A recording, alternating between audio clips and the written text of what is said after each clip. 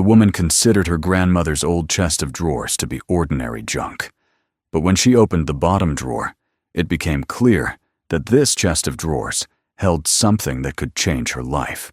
Subscribe and write in the comments which city you are watching from.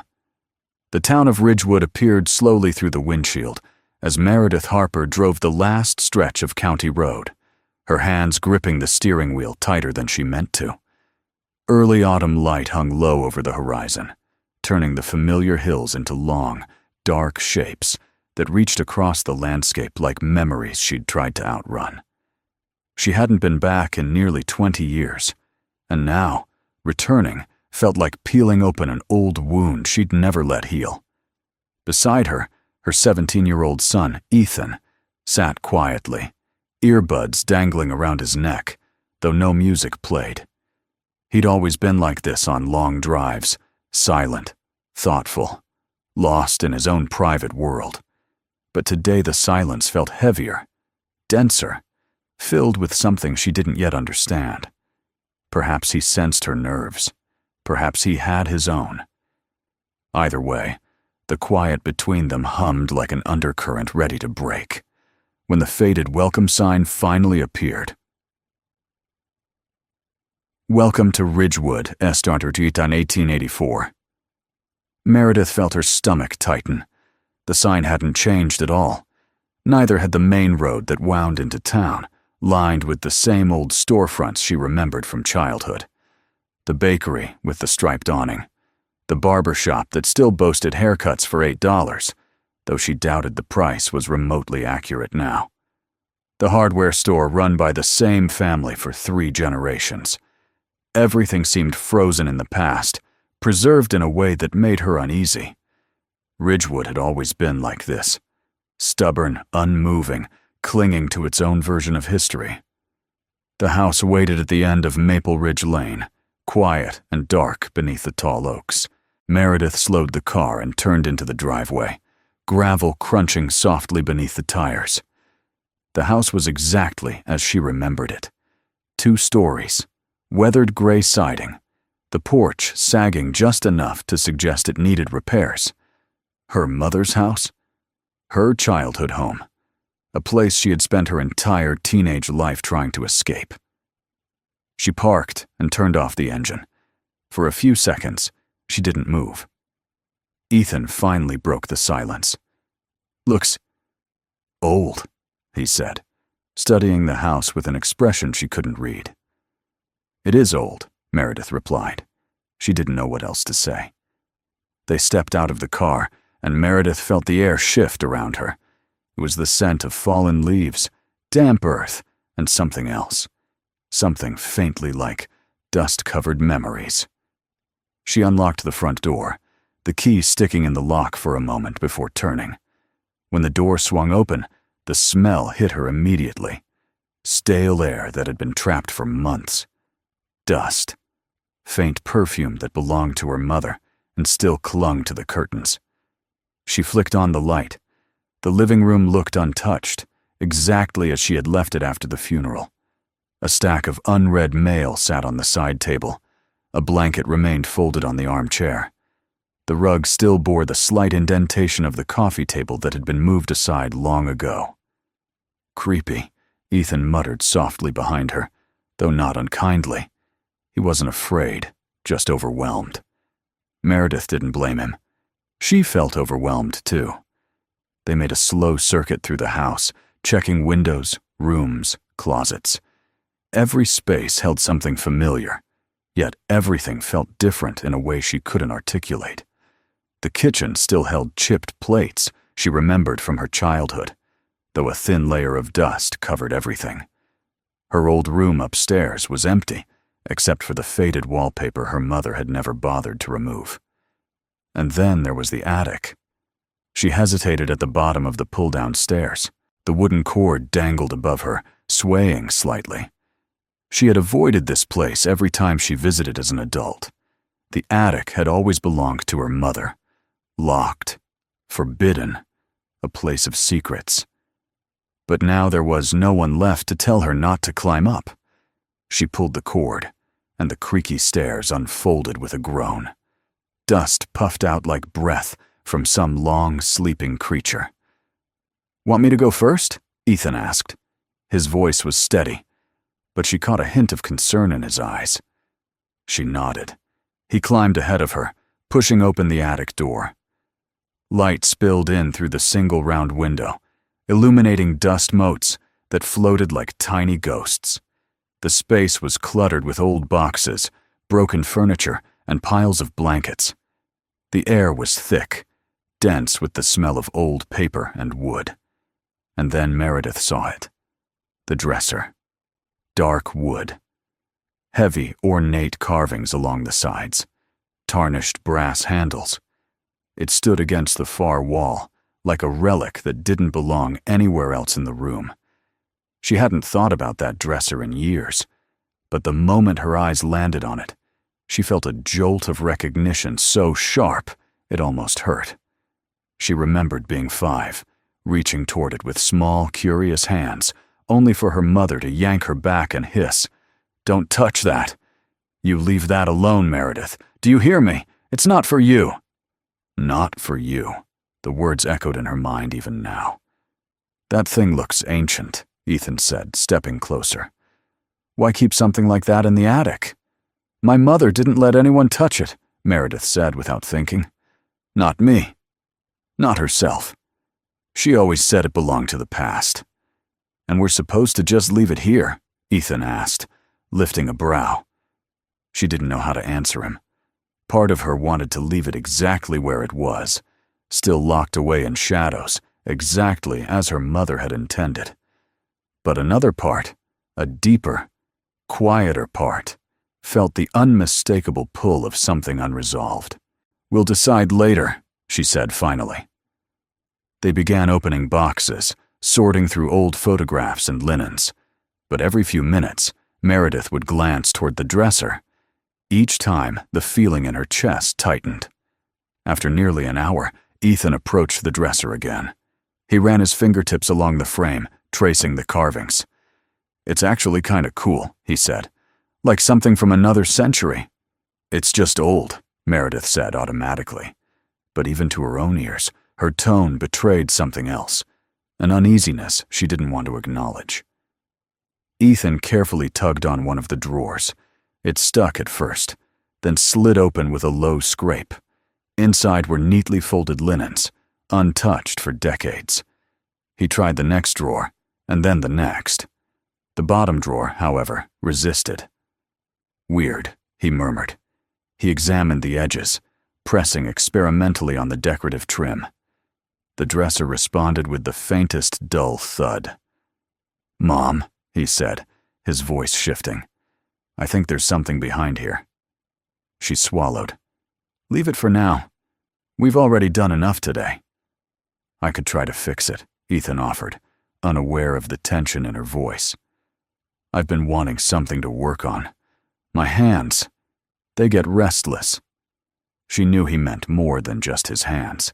He needed something to keep him grounded, something to distract him from the cruelty he faced at school. Something that wasn't the bruises of loneliness or the ache of never fitting in. "All right," she said softly. "But be careful. It's old." They spent the rest of the afternoon organizing the attic, or at least making an attempt. But no matter how many boxes they moved, the presence of the dresser loomed. When evening came and they descended into the house again, Meredith felt exhausted in a way that went beyond the physical. She cooked a simple dinner while Ethan sat at the kitchen table, doodling idly on a scrap of paper. The silence settled comfortably for once, but later, when she went to bed, she found sleep impossible. The dresser lingered in her mind like a whisper she couldn't quite decipher. She tossed and turned, replaying memories she had tried to forget. Her mother's strained expression whenever the dresser was mentioned. The hurried way she had always pushed Meredith out of the attic. The way her voice cracked when she warned her never to open it. It was well past midnight when she heard soft footsteps outside her door. "Mom?" Ethan's voice was hushed. "Are you awake?" She sat up. "Yes. What is it?" I couldn't sleep, he said, lingering in the doorway. I keep thinking about that dresser. She tried to smile, but her pulse quickened. It's just an old piece of furniture. Then why does it feel like more than that? He asked. She didn't have an answer. Ethan hesitated, then said quietly, I know things have been hard, for both of us. But maybe fixing it could help. You know, give us something to do together. The vulnerability in his voice broke her. She nodded slowly. All right, she whispered. Tomorrow. He nodded and returned to his room. Meredith lay awake long after he left, staring at the ceiling, knowing tomorrow would be different. Knowing something had shifted in the air, something about the house, the attic, the dresser.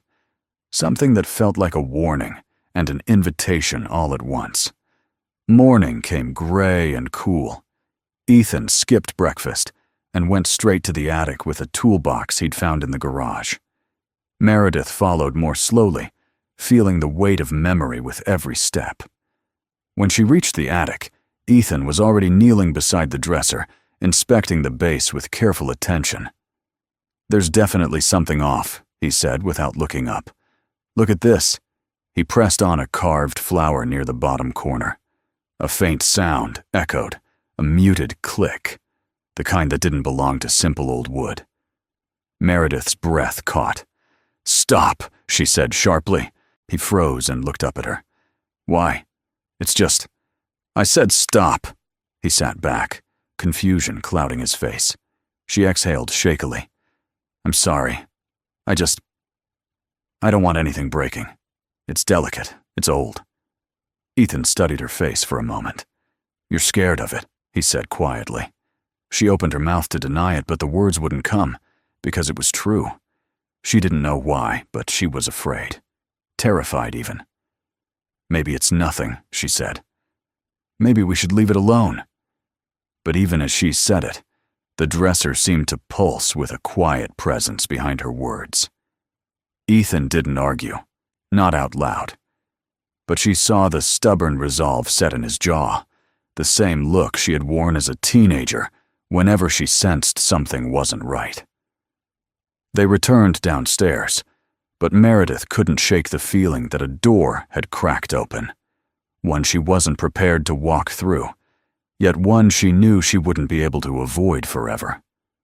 That night, she was almost asleep when she heard the faint creak of the attic stairs. Soft footsteps, the distant scrape of wood. She knew immediately that Ethan had gone back up there, unable to resist the pull of the mystery. And even though fear twisted in her stomach, she didn't call him back. Because part of her, some deep, buried part, wanted him to keep going. Wanted him to open whatever her mother had spent her life hiding. Wanted to finally know the truth she had lived so long without. On the edge of sleep, she imagined the sound of a small metallic click echoing from the attic above, like the first breath of a long-buried secret beginning to wake. The sound that woke Meredith the next morning was not the alarm clock she had forgotten to set, nor the creak of old pipes, nor even the wind outside pressing against the window frames. It was something softer, lighter, an almost imperceptible shift in the air, the kind of sound a house makes when someone is moving quietly through its bones. She opened her eyes to the pale light of dawn seeping through the curtains and listened. The floorboards above her groaned under careful, deliberate footsteps. Ethan was in the attic again. For a moment, she remained still, letting the early light wash over her, trying to steady the unease that had followed her from sleep. Then she swung her legs out of bed and stood, the hardwood cool beneath her feet. She didn't rush. Something inside her whispered that rushing would only lead her to answers she wasn't ready for. She moved through the hallway, heard the faint metallic scrape from above, and felt her heart thump deeper in her chest. She climbed the stairs slowly, each step creaking in the quiet house. When she reached the attic ladder, she saw the cord swaying slightly, as if recently touched. She took a breath and pulled it down. The ladder unfolded with its usual groan, and she climbed up. Ethan knelt in front of the dresser, his back to her, a flashlight wedged between his shoulder and cheek. The muted beam illuminated the lower panel of the dresser. His fingers traced the carvings, pausing on the small flower near the base. He pressed it again, softly, tentatively, just as she had heard the night before. The muted click echoed through the attic like a tiny secret finally exhaling. "Ethan," Meredith said quietly. He startled and turned, nearly dropping the flashlight. "Mom, I didn't think you'd be up." "I heard you," she replied, her voice softer than she intended. "You should have woken me. I didn't want to. He looked back at the dresser. I couldn't stop thinking about it. Neither could she. Not really. But acknowledging that felt like stepping into something irreversible. He pressed the panel again. "I think this is the trigger, and I think there's more than one." "You're sure?" He nodded. "It's not just decorative. The wood around it is worn differently, like it's meant to be touched." A chill moved through Meredith, not from the cold attic air, but from something deeper. She stepped closer despite herself. She couldn't shake the memory of her mother's voice, sharp, fearful, commanding her to stay away. But her mother wasn't here now, and the dresser was no longer a forbidden relic. It was a question begging to be answered. Ethan pressed the flower again, then moved his fingers along the carved edge of the drawer. "Here," he said, pointing to a vine-like pattern etched into the wood. "See that? The carving dips in a little, like a groove. I think it's another pressure point." He pressed gently, and this time the click was louder, more decisive, followed by a faint metallic rattle from somewhere inside the dresser. Something shifted. Meredith felt the hair rise on her arms. That came from inside. Ethan's eyes widened with excitement. "There's definitely a hidden compartment." He crouched lower, studying the base as though deciphering a map. As she watched him work, Meredith felt the strangest sensation like déjà vu mixed with dread. She remembered her mother standing before this dresser, her back rigid, her hands trembling ever so slightly whenever Meredith wandered too close. Her mother wasn't a fearful woman by nature, but something about this piece of furniture had unsettled her. Something buried inside it had been too much for her to face. Ethan pressed a third carved shape. This time, a small, rounded leaf on the opposite side. A sharper click echoed through the attic, followed by a soft, grinding noise. The drawer shifted forward by itself, just an inch, but enough to send both of them still. "Oh my God," Ethan whispered. A moment passed where neither of them moved. Then Ethan gently tugged on the drawer. It slid outward, but not like a normal drawer. The bottom of it lifted slightly, revealing a shallow wooden panel beneath. Ethan placed both hands on the panel and lifted. The hidden compartment opened like a breath held for decades. Inside were several objects, all neatly arranged, untouched by dust, as though the dresser had been sealed only yesterday rather than half a century ago. Meredith leaned closer, her breath caught in her throat. The topmost item was a stack of worn, leather-bound notebooks, their edges frayed, but carefully wrapped in twine. Beside them lay a thick envelope, bearing a handwritten note in faded ink. "For the one who finds this first." Below these rested a tarnished trophy. Small, silver-plated, and engraved with the initials, M.H. Meredith's blood ran cold. "Mom," Ethan whispered, "are those your dad's initials?" She nodded slowly, unable to speak. Her father, the man she had spent her entire life believing had abandoned her, the man her mother never spoke of, beyond whispered warnings and quick dismissals, the man she had tried so hard to forget because the pain of remembering was too heavy. Her hands shook as she reached into the compartment and touched the top of the leather notebooks. The moment her fingers grazed the covers, A rush of memories flooded her. Her mother's tight-lipped expression whenever she asked questions. The way conversations about her father always ended abruptly. The heaviness that hung in the air when his name was spoken aloud. She lifted the notebooks from the drawer and set them gently on the attic floor. When she untied the twine and opened the first one, she saw a name written in elegant cursive on the inside cover. Evelyn Harper. Her grandmother. A woman she barely remembered. Soft hands, a gentle voice, and eyes that always seemed to be watching something far beyond the present moment. She turned the page. The diary began simply enough, with entries from the early 1940s, describing war rationing, the harsh winters, the struggle to keep food on the table. But as Meredith flipped through more pages, the tone shifted. The handwriting grew sharp, urgent. The entries described things she hadn't expected.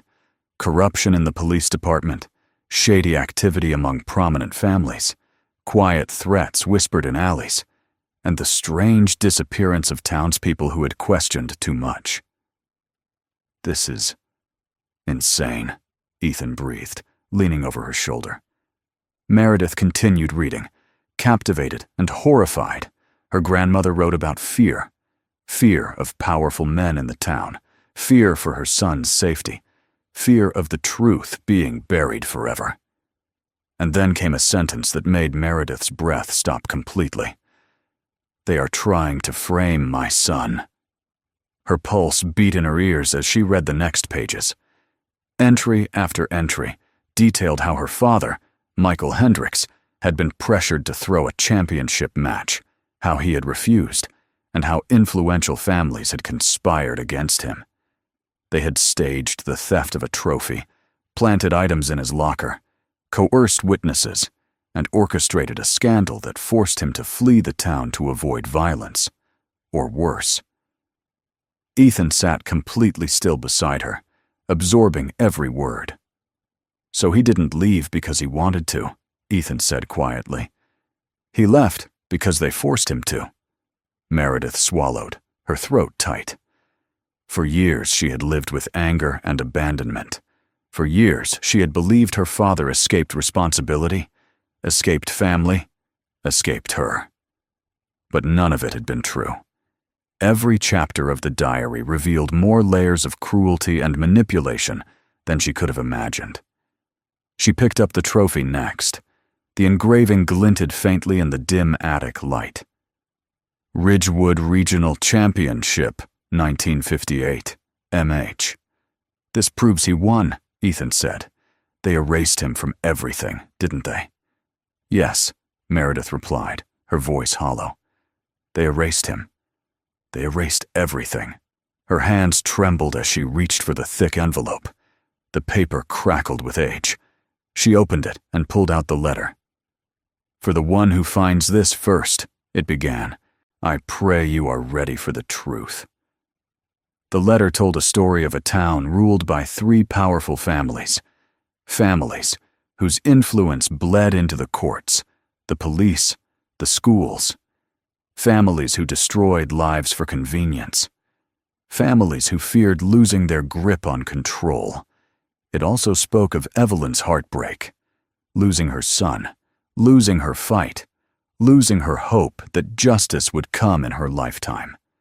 So she hid everything in the dresser, believing that someday, someone in the family would uncover the truth and be brave enough to carry it forward.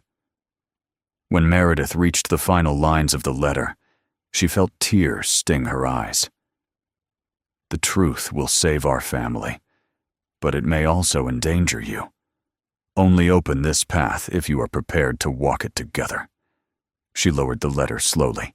The attic felt colder, smaller, as though the walls had inched inward. Ethan exhaled shakily. "Mom, this is huge." She nodded, still staring at the words on the page. The air felt too thin.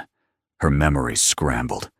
Everything she had believed about her childhood, about her father, about her mother's silence, was unraveling, revealing wounds she had never known she carried. She closed the letter gently and looked at Ethan. "We need to be careful." He nodded, but there was a spark in his eyes, a determination she recognized. He had always been bright, perceptive, and painfully aware of injustice. What he saw now wasn't just a family secret.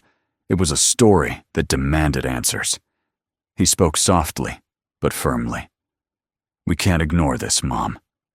"No," she said, her voice barely above a whisper. "We can't." She felt her mother's shadow in the attic, the fear, the protectiveness, the silence. But she also felt Evelyn's voice rising from the pages, urging her forward. Together, they gathered the diaries, the letter, the trophy, the old photographs, and the documents carefully wrapped in cloth beneath the notebooks. As they carried the items downstairs, the house felt different, less like a mausoleum of old memories, and more like a crossroads.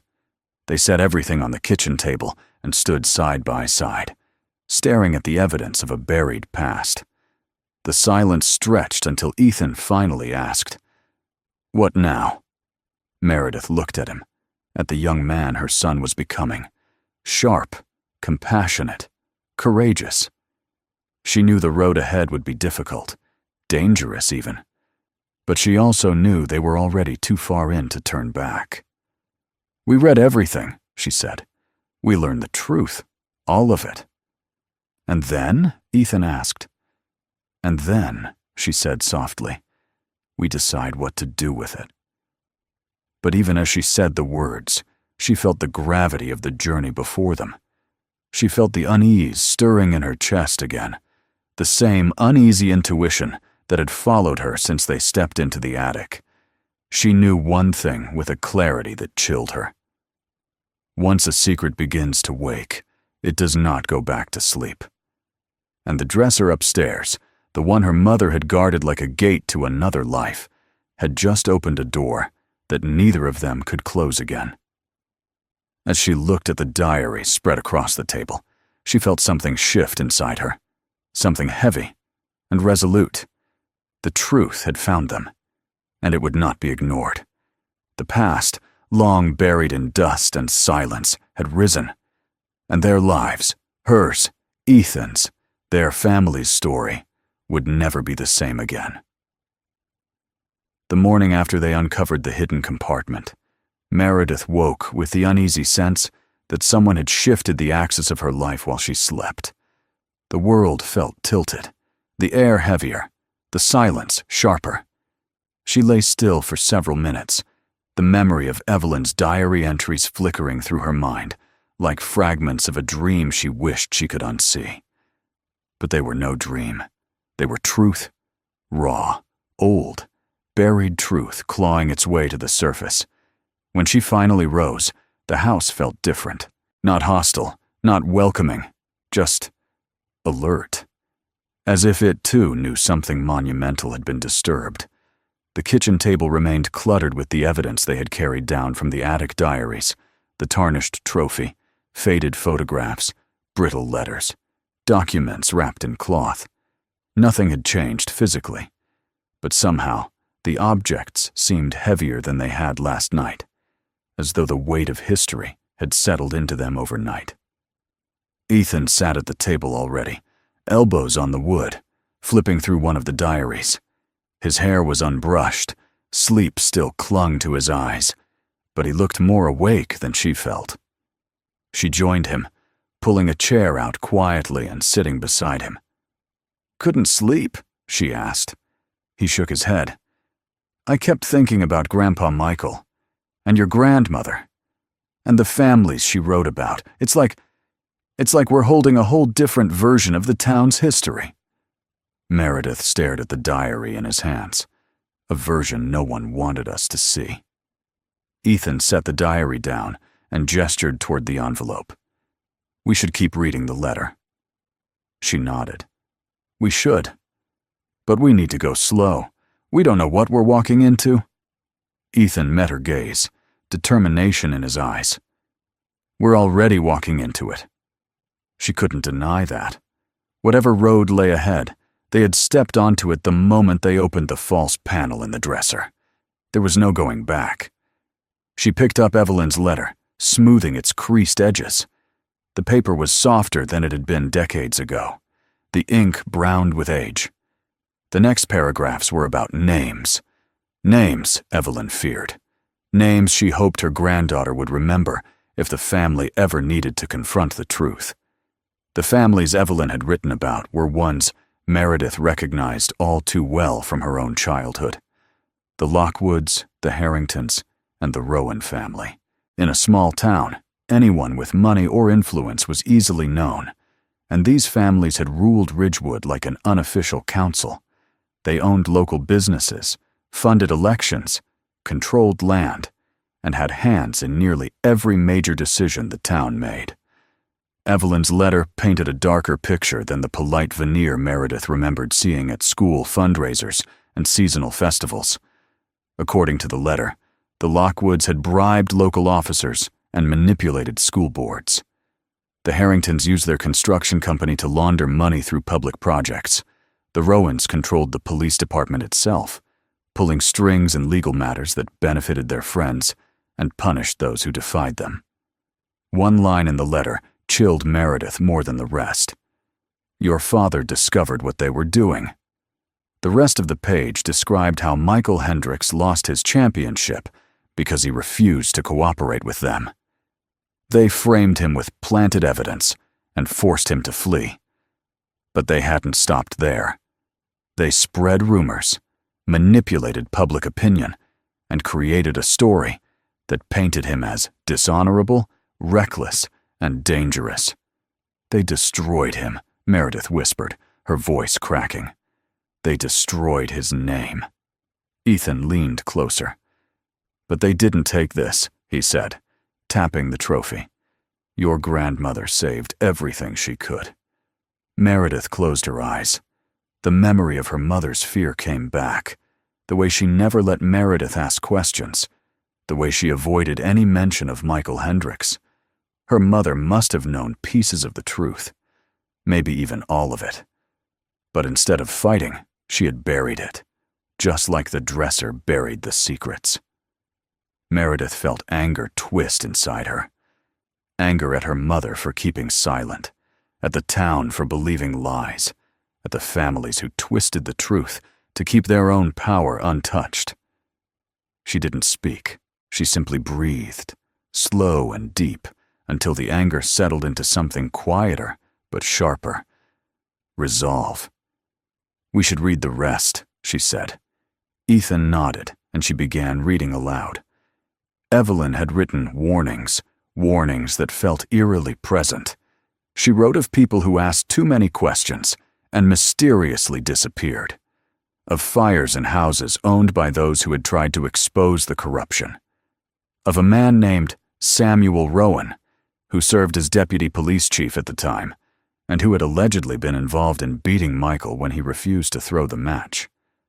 Samuel Rowan? Ethan repeated. Isn't he still alive? Meredith nodded. He must be in his 70s now, still around town. I've seen him at the grocery store. Ethan looked uneasy. If he was part of this, then he might still be dangerous, she finished. She turned the page carefully, feeling the weight of every word. The entries grew more frantic as Evelyn wrote about people following her, cars idling near her house, strange phone calls in the middle of the night. She mentioned seeing the same man on the corner outside the grocery store every week, watching, waiting. She believed the family suspected her of keeping records, and she had. She kept everything. Every letter, every photograph, every newspaper clipping, every note Michael sent her after fleeing town. All carefully catalogued, all hidden in the dresser. At the bottom of Evelyn's letter was a final instruction. If you choose to seek justice, do not do it alone. These men don't fear the truth. They fear those who speak it out loud. When Meredith finished reading, silence filled the kitchen. It spread through the room like fog, thick and suffocating. She felt the full magnitude of what they had found, settling into her bones. Mom, Ethan said quietly, We have to show someone. The police, or a lawyer, or— No. Her voice came sharper than she intended. Not yet. Why? Because these families still have ties everywhere. Connections, influence. They still have people who would protect them.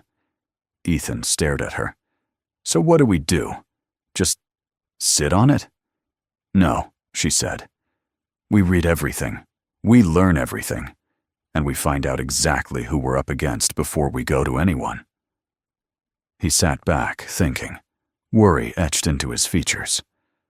What if they find out we know? The question sent a chill through her, but she answered honestly. Then we'll be ready. They spent the rest of the morning sorting through what they had found. Meredith took the diaries, marking passages that mentioned names or dates. Ethan digitized photographs using his phone, zooming in to analyze people in the background. Faces neither of them recognized, but whose presence seemed deliberate. Around noon, Meredith found a stack of letters bound in a faded ribbon. She untied them carefully. They were written by her grandmother to Michael during the months he was in hiding. The letters described her fear for him, her hope that Meredith, just a toddler then, would grow up safe, her belief that someday the truth would rise. But none of the letters revealed where Michael had gone after fleeing town. The last one was dated June 1959, months after the scandal. There were no responses, no clues, no address. Meredith's heart sank. She had grown up believing her father abandoned her. Now she faced a different ache, the ache of not knowing what had become of him. Did he survive? Did he start over? Did he think of her? Had he ever tried to return? Ethan must have noticed the shift in her expression. What is it? He disappeared, she said softly. Your grandfather vanished after 1959. There's nothing here after that. Ethan reached out and rested a hand on hers. Then maybe the dresser isn't done giving us answers. She looked at him, surprised, and then realized he was right. There could be more hidden within it. After lunch, they returned to the attic, climbed the ladder, and knelt in front of the dresser again. They removed the drawers completely and examined every inch of the interior. Meredith ran her hand along the back panel and paused. The wood felt uneven. Just slightly. The unevenness formed a rectangle perfectly measured. There's something here, she whispered. Together they pressed, pushed, and tapped along the edges until a faint crack split down the right side. The panel clicked open. Behind it was a second compartment, smaller and more concealed than the first. Inside lay a single item, a key. Old, brass, ornate. Attached to it was a note. For the lock he could not open. Meredith felt the breath knock out of her. What lock? Ethan asked. She didn't know, but her hands trembled as she held the key up to the dim attic light. The curves were intricate, the handle engraved with symbols she didn't recognize. Mom, Ethan said slowly, what if this key leads to where your father went? The thought sent her heartbeat racing. Maybe the dresser hadn't revealed its final secret. Maybe the next step in their journey wasn't inside the house at all. Maybe it was somewhere out there, waiting. Somewhere her father had left behind. And for the first time in decades, she felt something she had long buried stirring within her. Hope. A deep, trembling hope that the truth wasn't finished with them yet. It was only beginning. Meredith stood at the attic window long after she should have gone downstairs, the key resting in her palm like a living pulse. Dust spiraled lazily in the slanted afternoon light, settling on the floorboards, drifting over the dresser that had undone everything she thought she knew. Behind her, Ethan was still crouched near the open back panel, studying the empty space as though expecting another secret to materialize. His face was full of the same mixture she felt. Excitement, fear, and something deeper that connected them across the years she had spent trying to shield him from the world. When she finally descended the ladder, the key clutched tightly in her fist. She felt as though she were descending into another chapter of her life entirely, one she hadn't chosen, but also couldn't walk away from. The kitchen looked exactly as it had hours ago, quiet, familiar, small. But something in her recognized that home was no longer simply floors and walls. It was now a battlefield of truth she couldn't ignore. Ethan followed her, closing the attic door behind him. "What's our next step?" he asked. She turned the key over, tracing the engraved symbols. "I don't know. But this isn't just a keepsake. It's not decorative. Evelyn wrote, 'For the lock he could not open.' There has to be something real attached to it." "Then maybe we find the lock," Ethan said simply, as though the world was filled with hidden locks waiting for the right key. But Meredith knew this wasn't a scavenger hunt. It was the beginning of something far heavier.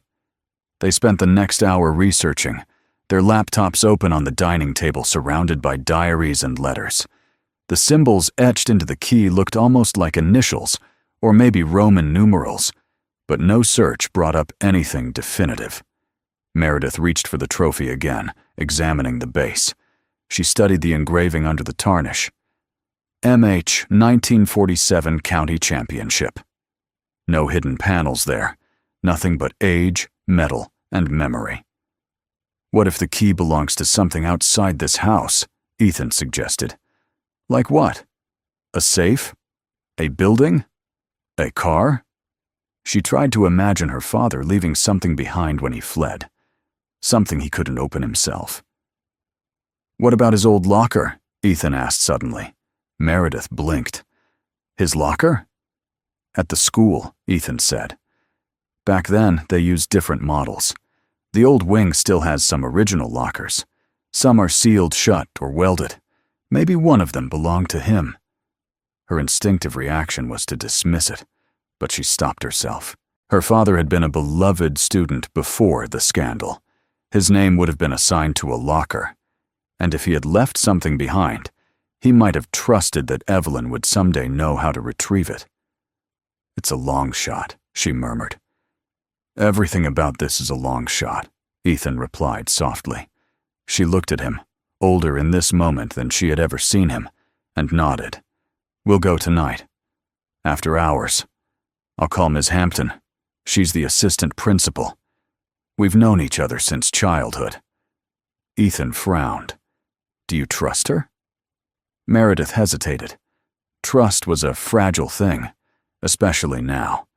But Ms. Hampton was one of the few members of the old Ridgewood families who had never shown cruelty or arrogance. She had been kind to Ethan during the worst of the bullying last year. More importantly, she had never been connected to the Lockwoods or the Rowans. "I trust her enough," Meredith said finally. She called Ms. Hampton, who answered on the second ring. "Meredith? Everything all right?" Her voice was warm, cautious. Meredith explained that she needed access to the old wing, that she was researching something personal regarding her father's time at the school. There was a pause, then a faint sigh.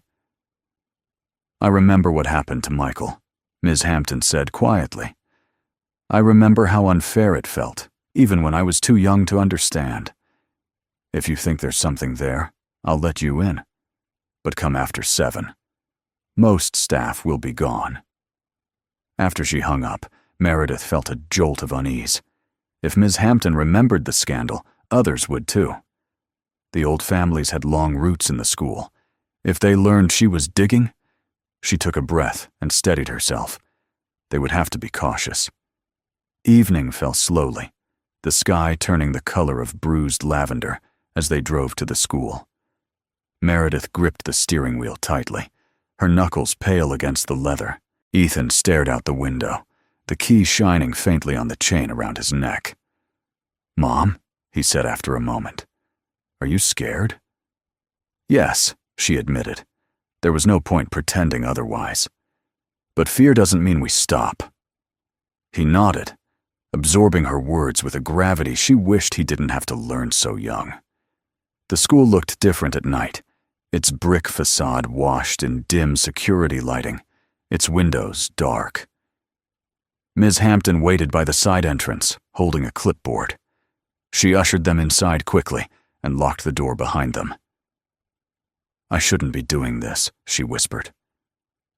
"But if this is about your father, I'll help however I can." Meredith thanked her. Together they walked through the main hallway, their footsteps echoing. Memories flickered at the edges of Meredith's mind, teaching Ethan how to walk in these very halls during weekend events, volunteering for book fairs, standing in line during parent-teacher nights. They reached the old wing, a stretch of hallway kept mostly closed, its lockers dented and fading. Ms. Hampton unlocked the door with an old rusted key. "Take your time," she said. "But if anyone asks, you weren't here." When she left, the hallway fell silent. Ethan walked slowly down the row of lockers, running his fingers across the numbers. What number would his have been? Meredith didn't know, but she remembered her mother once saying Michael had been assigned the same locker number she herself received her freshman year. "Look for 142. They found it near the end of the hall. The paint had peeled, the metal was rusted, and the built-in padlock had no combination wheel, just a keyhole. Her pulse quickened. Ethan raised the brass key. "Mom," she swallowed. "Try it." The key slid in with a soft metallic sigh, as though it had been waiting decades for this moment. Meredith held her breath as Ethan turned it. A soft click echoed down the hallway. The locker creaked open. Inside hung a single object, a brown leather satchel with dust thick on the strap. Meredith stepped forward, her heartbeat echoing in her ears. She lifted the bag gently, as if afraid it might crumble. Her fingers trembled as she opened it.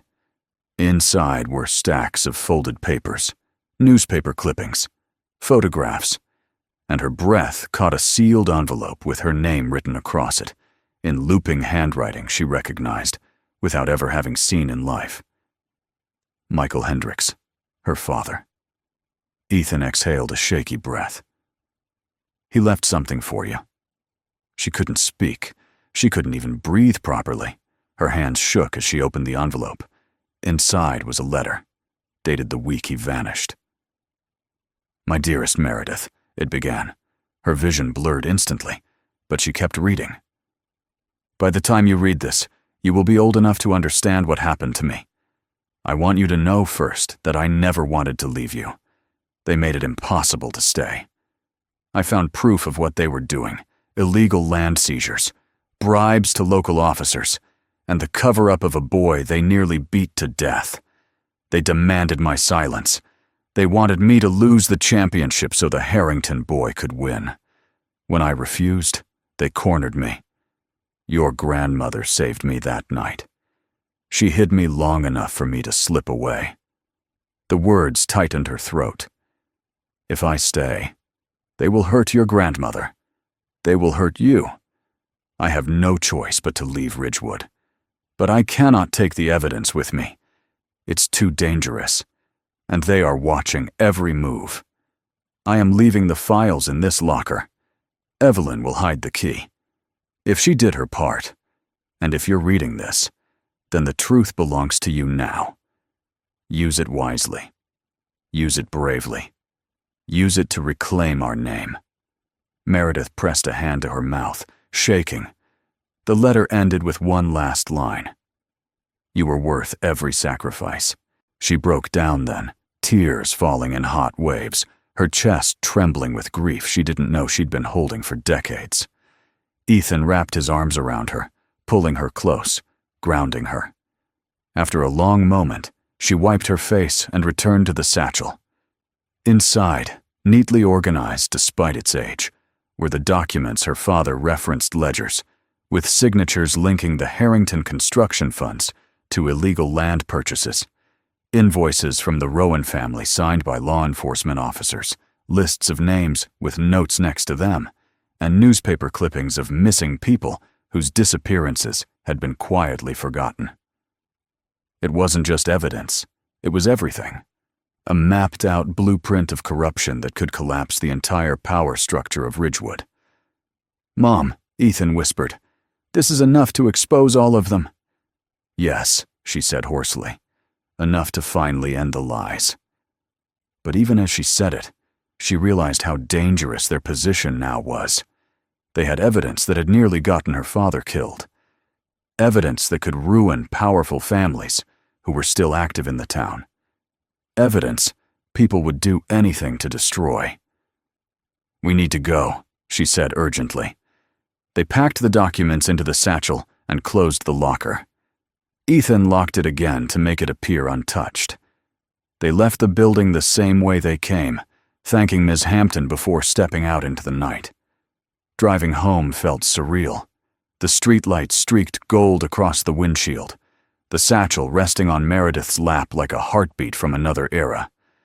She kept glancing at the rearview mirror, half expecting a car to appear behind them, headlights glaring, shadows closing in. But the streets remained empty.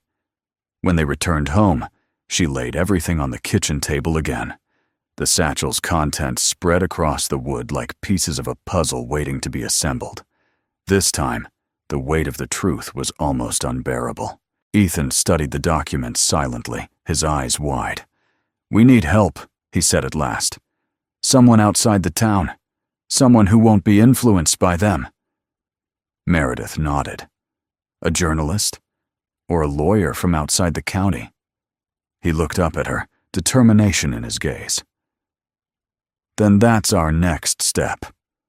The night stretched deep and quiet around them, the house filled only with the rustle of papers and the low hum of the refrigerator. The dresser upstairs sat silent, its secrets finally emptied. But its purpose wasn't finished. It had carried their family's truth through decades of fear. It had held the story of a man who sacrificed everything.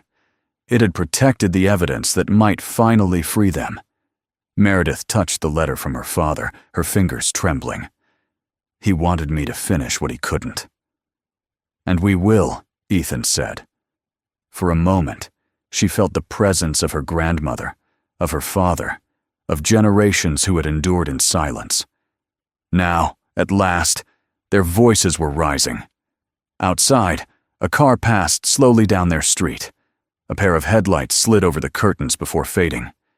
Meredith stiffened, listening to the engine hum, and turned the corner. "Mom," Ethan whispered. "It's nothing," she said, though her mind whispered otherwise. It might have been nothing, or it might have been the beginning of exactly what Evelyn warned her about. The truth was out of the dresser now, out of the locker, out of the shadows, and some secrets would do anything to stay buried. Meredith took a steady breath. Whatever came next, she and Ethan would face it together, because the past had finally spoken, and the time for silence was over. If you made it this far, make sure to subscribe. Check out the other videos on your screen and keep watching. Share this story with someone who needs to hear it.